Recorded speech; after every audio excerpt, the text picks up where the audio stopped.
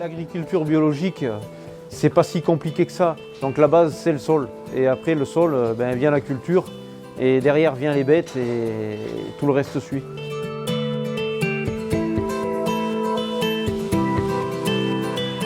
Si vous êtes au GAEC Chèvrerie de Vourzac, donc qui porte encore le nom chèvrerie, malgré que les chèvres ont disparu depuis 3 mois.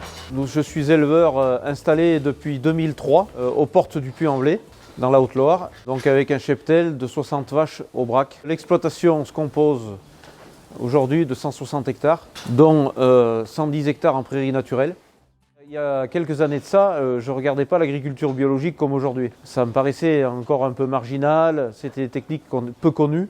À force d'utiliser les matières chimiques pour désherber, ça ne me plaisait pas. Et en ayant regardé de plus près comment l'agriculture biologique était conçue, aujourd'hui le choix est fait et on ne reviendra pas en arrière.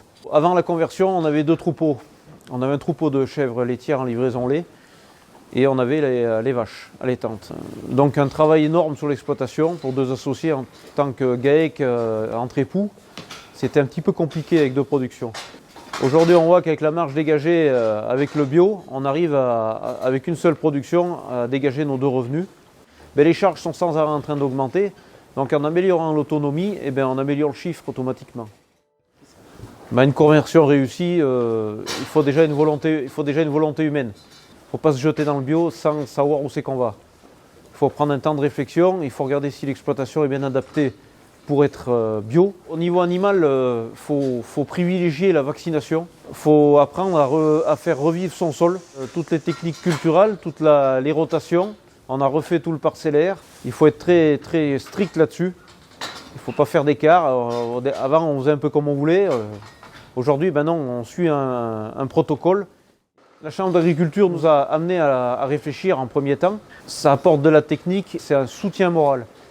Parce que quand on démarre dans l'agriculture biologique, on n'a jamais vraiment vu comment ça se passe, on ne sait pas où on va.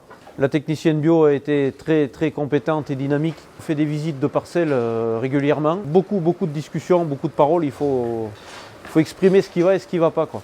Le souhait, c'est de continuer à être plus technique et plus performant. On a des appuis de la Chambre d'agriculture.